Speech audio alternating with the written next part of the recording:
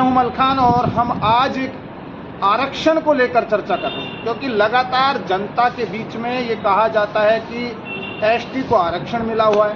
कहीं भी अगर देखा जाता है कि एसटी को आरक्षण मिलकर वो बड़ा अधिकारी बन गया, लेकिन दरअसल एक सभा में कृषि मंत्री किरोड़ी लाल मीणा ने कहा कि आरक्षण में क्रीमी लेयर लागू होना चाहिए, और उसी पर मैं चर्चा कर रहा हूँ। क्रीमी लेयर क्या है, इससे क्या फ़ायदा है, एसटी समाज को फ़ायदा होगा या नुकसान होगा।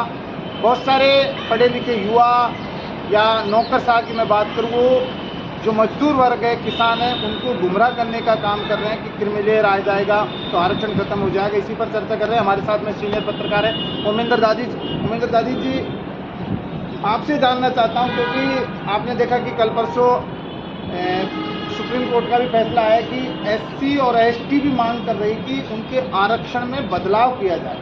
क्रीमी लेयर क्या है, पहले तो मैं ये जानना चाहता, क्योंकि लगातार जो लोग हैं वो ये सोचते हैं कि क्रीमी लेयर लागू हो जाएगा तो आरक्षण खत्म हो जाएगा। देखिए मलखान जी, जो वंचित व्यक्ति है, आरक्षण की व्यवस्था आपने बना दी संविधान के तहत, लेकिन उसमें भी बहुत से वर्ग ऐसे हैं जिनको मूल उनका आरक्षण का सही ढंग से लाभ नहीं मिल पा रहा। यदि एक वंचित व्यक्ति को आरक्षण का लाभ मिलता है तो मैं समझता हूँ आरक्षण की जो व्यवस्था है उसमें सुधार होगा और सबको लाभ मिलेगा।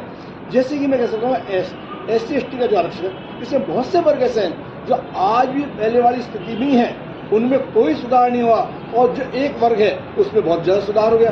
तो मैं मानता हूँ कि इस प्रकार की व्यवस्था होनी चाहिए। आप आरक्षण दीजिए, SC ST खुद दीजिए, पढ़ाइए, उनको लिखाइए, सब कुछ कीजिए, लेकिन उसमें जो वंचित वर्ग है उसको लाभ मिलना चाहिए। मैं इस बात का पक्षधर हूँ, और इसमें मैं समझता हूँ किसी को नुकसान भी नहीं होगा। जिस प्रकार से मैं कहता हूँ कि जैसे हमारे आदिवासी क्षेत्र में भील मीणा है, उनमें मैं जब डूंगरपुर बांसवाड़ा साइड में जाता हूँ तो उनकी स्थिति को देख के आज भी बहुत दयनीय, आज भी वही है वो।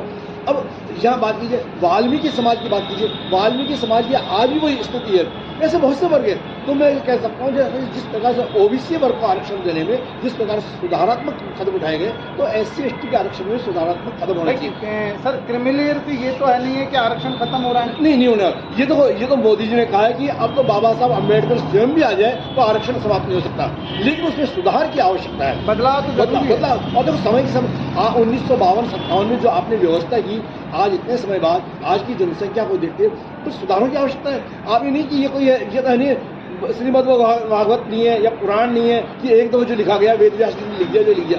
समय जब आप संविधान में कई दफा संशोधन हो चुके, तो इसमें संविधान में के रूप से कुछ यदि सुधार होते हैं तो मैं समझता हूँ किसी को नुकसान नहीं होना चाहिए, और हम लोगों को उसका स्वागत करना चाहिए। जिनको आरक्षण का लाभ मिला है उनको इस बात की पहल करनी चाहिए। देखो, हम तो सक्षम हैं, हम संपन्न हैं, लेकिन हमारे भाई जो अभी तक वंचित है उनको भी आप हमारे साथ में लाके खड़ा कीजिए।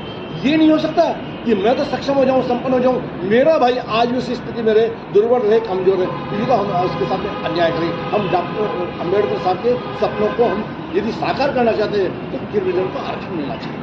सर, जिस तरह का आरक्षण एक अंतिम छोर में बैठा हुआ आदमी है, उस तक तो आरक्षण पहुंच ही नहीं मिल रहा। मैंने आपको निवेदन किया ना भी कि जैसे वाल्मीकि आज भी गांव में जाइए, वो उनको यही उम्मीद होती है कि ग्रहण कब पड़ेगा ताकि हमें अनाज मिले। वो ये आज भी स्थिति है, तो उनकी पीड़ा को देख के हमको दर्द होना स्वाभाविक है। तो उनको यदि मानो लाभ मिलता है तो क्या दिक्कत है। मैं समझता हूँ आज आप सक्षम है, संपन्न है। यदि आपके गाँव का वाल्मीकि को लाभ मिलता है तो आपको कोई दिक्कत नहीं होगी, दिक्कत नहीं होनी भी नहीं चाहिए।